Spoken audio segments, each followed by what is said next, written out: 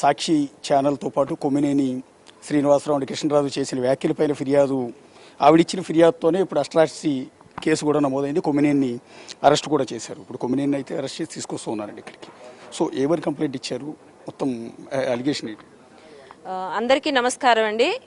వాస్తవానికండి అమరావతి రాజధానిగా ఏర్పడిన దగ్గర నుండి కూడా సాక్షి ఛానల్లో రకరకాల వాళ్ళు, అంటే నేనైతే పేయింగ్ అని చెప్పి నేను అనుకుంటున్నాను, అక్కడ కూర్చొని అమరావతి మీద, వాస్తవానికి అమరావతి రాజధాని రైతులు అనేవాళ్ళు తన పిల్లలకి ఇచ్చుకోవాల్సిన భూమిని రాష్ట్ర రాజధాని కోసం త్యాగం చేసినటువంటి వాళ్ళు. అలాగే అమరావతిని పేరు పెట్టడానికి కూడా ఒక విశిష్టత ఉంది. ఇక్కడ అమరలింగేశ్వర స్వామి గారు కొలువై ఉన్నారు, ఇటు చూస్తే కనకదుర్గమ్మ అమ్మవారు ఉన్నారు. నిజానికి ముమ్మాటికి అది అమరావతి దేవతల రాజధానియే. అలాగే ఇక్కడ శాతవాహన గౌతమిపుత్ర శాతకర్ణ వినుండి శాతవాహనులు పరిపాలించినటువంటి ప్రాంతం. ఇంత హిస్టరీ ఉంది కాబట్టి అమరావతి అనే నామకరణం చేయడం జరిగింది. అయితే ఆ అమరావతి ప్రాంతం రాజధానిగా ఏర్పడిన దగ్గర నుండి, అంటే 10 సంవత్సరాలు ఇప్పటి వరకు కూడా మేము అమరావతి రైతులుగా, మహిళలుగా, దళితులుగా మానసిక క్షోభకు గురవుతున్నామండి. సాక్షి ఛానల్లో కూర్చొని వీళ్ళు ప్రతిరోజు ఒకరోజు ముంపు ప్రాంతం అంటారు, పనికిరాదంటారు, కట్టడాలు పనికిరాదంటారు, అక్కడ ఇన్సైడర్ ట్రేడింగ్ జరిగిందంటారు, లేదంటే అక్కడ ఉన్న వాళ్ళు మొత్తం ఒక సామాజిక వర్గం అంటారు, లేదంటే అక్కడ ఏమంటారు గ్రాఫిక్స్, బిల్డింగ్స్ కావు గ్రాఫిక్స్ అంటారు, అసలు రైతులు భూములు లాక్కున్నారని చెప్తారు. ఇంకొకటి ఇక్కడ పెయిడ్ ఆర్టిస్టులు ఉన్నారు, రైతులే కాదంటారు. మేము ఆధార్ కార్డులు చూపించుకొని మమ్మల్ని మేము ప్రూవ్ చేసుకొని 1630 రోజుల పైగా మేము ఉద్యమాలు చేసి ఎవరైతే అమరావతికి హాని చేద్దామనుకున్నారో, ఎవరైతే అమరావతి రాజధానిని విచ్ఛిన్నం చేసి ఆంధ్ర రాష్ట్ర ఆర్థిక పరిస్థితిని అధోగతి పాలు చేశారో వాళ్ళకి రాష్ట్ర ప్రజలు చెంపపెట్టు లాంటి దెబ్బ కొట్టి వాళ్ళ నీళ్లలో కూర్చోబెట్టి మా అమరావతి రాజధాని రైతుల పట్ల, అలాగే ఆంధ్ర రాష్ట్ర ప్రజల వెనకాల నిలబడ్డారు. అలాగే కూటమి ప్రభుత్వం ఏర్పడిందండి. ఇప్పుడు వచ్చాక కూడా కనీసం గతంలో వీళ్ళు చేసిన వ్యాఖ్యలకు కానీ 200 మందికి పైగా అమరావతి రైతులు ప్రాణాలు కోల్పోయారు. అయినా కూడా మమ్మల్ని కరుణించలేదు జగన్మోహన్ రెడ్డి. ఇంకా హింసిస్తూనే ఉన్నారు. ఇప్పుడు కూటమి ప్రభుత్వం వచ్చిందండి. కనీసం ఊపిరి పీల్చుకుందాం, అమరావతి అభివృద్ధి వైపు పరుగులు పెడుతుంది అని చెప్పి సంతోషపడే లోపే మళ్ళా అదే సాక్షి ఛానల్లో డిబేట్లలో కూర్చున్న వాళ్ళు, ఒక అతనేమో జర్నలిస్ట్, ఇంకొక అతనే అనలిస్ట్ అని చెప్పి ముసుగు వేసుకున్నారు. నేను ఒక్కటే అడుగుతాను, నిజానికి జర్నలిస్ట్ అనే వ్యక్తి సమాజానికి అతను ఇన్ఫ్లుయెన్స్ చేయగలిగిన వ్యక్తి కాబట్టి అదొక బృహత్తరమైనటువంటి బాధ్యతను కలిగి ఉంటాడు అతను. కాబట్టి అతని నోటిలో నుండి వచ్చే ప్రతి మాట కూడా ప్రజలు తీసుకుంటారు. అలాగే అనలిస్ట్ అనే అతను ప్రతి ఒక్క విషయాన్ని కూడా అనలైజ్ చేసి ఖచ్చితమైనటువంటి ఒక రిపోర్ట్తోనే అతను మాట్లాడతాడు. ఇది ప్రజల్లో ఉన్నటువంటి విశ్వాసం. దాన్ని కాస్త పక్కన పెట్టేసేసి అమరావతి దేవతల రాజధాని కాదు, వేశ్యల రాజధాని అన్నారు. అసలు ఎంత దరిద్రమైనటువంటి మాట అండి. ఇంతకు మించి ఒక ఆడబిడ్డకి మానసికమైనటువంటి హత్య ఇంకోటి ఉంటుందా? నిజానికి మానసికంగా చచ్చిపోయామండి మేము. ఆ మాట అనేది వేశ్యల రాజధాని, అక్కడ వేశ్య వృత్తి కొనసాగుతుంది. ఆ వేశ్యలే ఆ చుట్టుపక్కల ఎక్కువ ఉన్నారు, ఎయిడ్స్ పేషెంట్స్ ఉన్నారు.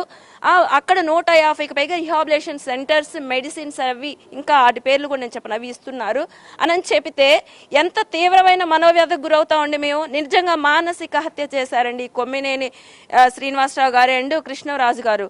ఇకపోతే వీళ్ళు అక్కడ మాట్లాడుతున్నారు సాక్షి యాజమాన్యం, ఇది ఈ రోజు వాళ్ళ కొత్తగా, ఇది ఫైనల్ అస్త్రం అండి మా మీద వేసింది. గతంలో వేసినవి ఏ రోజు కూడా అమరావతి రైతుల కంట కన్నీరు చుట్టమే కానీ ఒక్క రోజు కూడా వాళ్ళని వారించిన పాపని పోలేదు.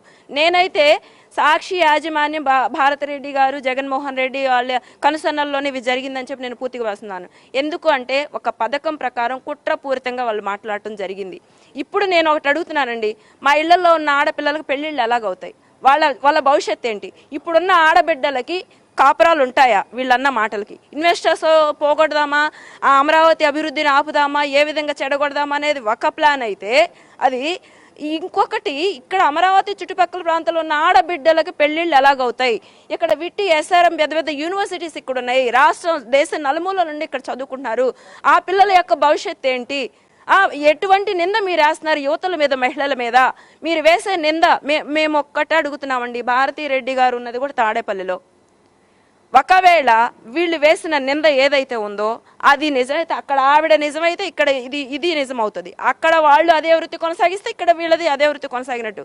ఆ మాత్రం కనీస ఇంగిత జ్ఞానం లేదండి?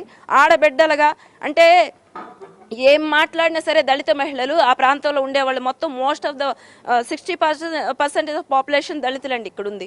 సో 32% ఆఫ్ ల్యాండ్ ఇచ్చింది కూడాను దళితులు. సో ఏ మాట అన్నా సరే చెల్లిద్ది. 5 సంవత్సరాల పాటు వాళ్ళని ఎన్ని ఇబ్బందులు పెట్టినా కానీ మౌనంగా ఇది గతంలో గాంధీ మహాత్ములు చేశారండి అలాంటి ఉద్యమం, ఇప్పుడు మేము చేశాము. ఎక్కడ ఎవ్వరికి ఏ చిన్న గీత కూడా కల్పించకుండా, ఒక ఫ్లెక్సీ కూడా చింపకుండా ఉద్యమం 1630 రోజులు పైగా శాంతియుతంగా చేశాం కదా.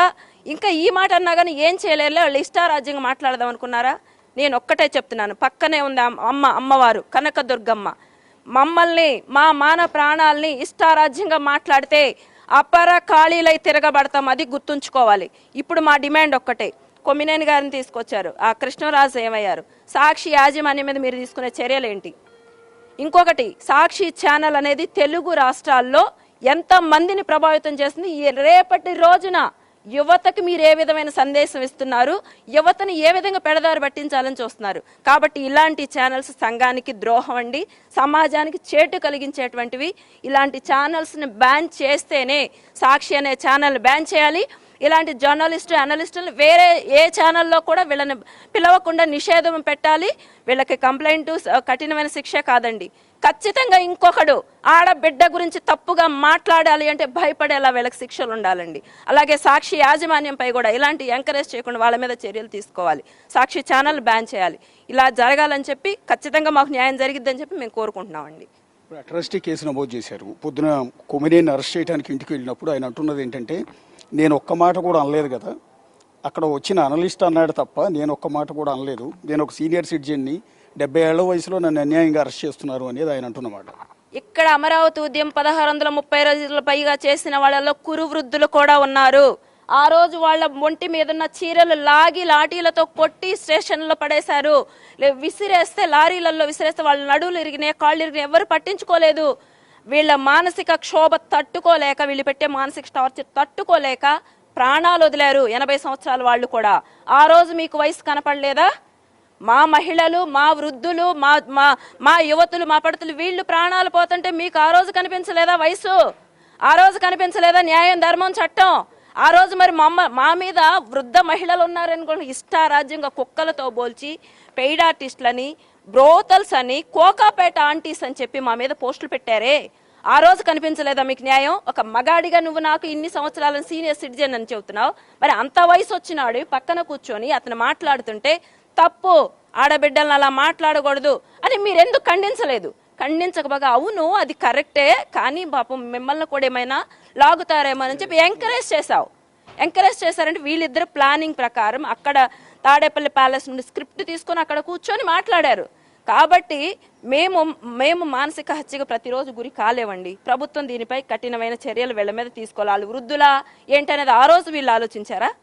మరి మా వాళ్ళు ప్రాణాలు 200 మంది పోయారు, 200 మంది పైగా ప్రాణాలు కోల్పోయారు. మీరు, మీ నాయకులు, మీ పార్టీ నేతలు చేసినటువంటి వ్యాఖ్యల వల్ల గుండెలు తట్టుకోలేక ఆ రోజు ఏమైపోయింది? వృద్ధులు, ఆడవాళ్లే చనిపోయారు, చిన్న పిల్లలు బాధపడ్డారు, యువతులు బాధపడ్డారు, మహిళలు బాధపడ్డారు, చీరలు లాగారు. ఇంతకు మించి మాకు పెద్ద దీనికంటే మాకు చావు బెటర్ అండి. ఈ మాటలు అనిపించుకున్న తర్వాత ఇది మాకు ఆత్మహత్యాస్పదం. ఇంతకు మించిన పెద్ద వర్డ్ నేను ఇంకా వాడలేను. సాక్షి యాజమాన్యం మేము ఖండించాము ఆ కామెంట్స్ని, దానికి మాకేం సంబంధం ఉంటుంది? అతను ఎవరో బయట వ్యక్తి వచ్చి జర్నలిస్ట్గా, అనలిస్ట్గా కూర్చుని చేసిన కామెంట్స్కి సాక్షికి ఎలా ఆపాదిస్తారు, వైఎస్ఆర్ కాంగ్రెస్ పార్టీకి, భారతీ రెడ్డికి, జగన్కి ఎట్లా ఆపాదిస్తారు అనేది వాళ్ళు నిన్నటి నుంచి కూడా చేస్తున్న ఆరోపణ. వాళ్ళకి ఎందుకు ఆపాదిస్తారు? సాక్షి యాజమాన్యం వాళ్లే కదా. ఈ వ్యాఖ్యలనే ఈ రోజు ఫైనల్ అస్త్రం. ఇది ఆత్మహత్యాస్పదం. దానికంటే ముందు 10 సంవత్సరాల నుంచి జరుగుతుంటే మీరు చేసింది ఏంటి? ఆ మాత్రం బాధ్యత గల వాళ్ళు అమరావతిలో మహిళలను తన్ని లాగి ఈడ్చి రక్తాలోడుతుంటే ఆ రోజు ఏమైంది మీ బాధ్యత? ఆ రోజు అమరావతి మహిళగా కనిపించలేదా? దళిత మహిళగా కనిపించలేదా? ఆ దళిత మహిళని నన్ను తాళ్లతో పట్టుకొని ఒక గేదెల్ని, యానిమల్స్ని లాగినట్టు లాక్కొని ఈడ్చుకొని వెళ్ళారే, కింద పడేసి ఈడ్చుకుంటూ రోడ్ల మీద తీసుకెళ్లారే, రక్తాలు ఓడించారే. ఆ రోజు కనపడలేదా మీకు? ఆ రోజు మీరు ఎందుకు మాట్లాడలేదు? ఈ రోజు ఎందుకు మాట్లాడుతున్నారు? మాకు బాధ్యత లేదు, మాకు సంబంధం లేదు. ఆ రోజు మీకు బాధ్యత ఉందా? మీ ఛానల్లో ప్రసారం అవ్వచ్చా? మీరు ఇష్టం వచ్చినట్టు ఎంకరేజ్ చేయొచ్చా? అప్పటి నుండి ఇది ఒక్కరోజు సమస్య కాదండి, గత 10 సంవత్సరాలుగా జరుగుతున్నటువంటి సమస్య ఇది. దీనికి ఎప్పటికైనా సరే దీనికి ఫుల్ స్టాప్ పెట్టాల్సిందే. మొక్కని పైన చెట్లు కట్ చేయటం కాదండి, కొమ్మలు కట్ చేయటం కాదు, కూకటి వేళ్లతో సహా తీసివేయాలి. ఇలాంటి చీడ పురుగులు సమాజానికి చేటు కాబట్టి ఖచ్చితంగా రూట్స్తో సహా తీసివేయాలి. దానికి మేము ఎంత దాకైనా వెళ్ళడానికి మేము సిద్ధంగా ఉన్నాం. ప్రస్తుతం అయితే కంబంపాటి శిరీష ఆవిడిచ్చిన ఫిర్యాదుతోనే కొమ్మినేని, అండ్ కృష్ణరాజు పైన SC/ST అట్రాసిటీ కేసు ఫైల్ అయింది. ప్రస్తుతం అదే కేసుకు సంబంధించి కొమ్మినేని విజయవాడకు తీసుకొస్తున్న నేపథ్యంలో కంప్లైంటీ అయిన కంబంపాటి శిరీష ప్రస్తుతం స్టేట్మెంట్ ఇవ్వడానికి DSP ఆఫీస్కి కూడా వచ్చారు. సో ఈవిడ స్టేట్మెంట్ని ఆధారంగా కొమ్మినేని కృష్ణరాజు తర్వాత ఇంకెన్ని అరెస్టులు జరుగుతాయనేది చూడాల్సి ఉంటుంది. ఒక సీరియస్గా జరుగుతుంది రాష్ట్రం అంతా కూడా. తెలుగుదేశం పార్టీ అని కాదు, బేసిక్గా మహిళలంతా కూడా ఈ అంశాన్ని చాలా చాలా సీరియస్గా తీసుకున్నారు. పర్టికులర్గా మహిళల్ని వేశ్యల కింద చిత్రీకరించడం అన్ని జీర్ణించుకోలేకపోతూ ఉన్నారు.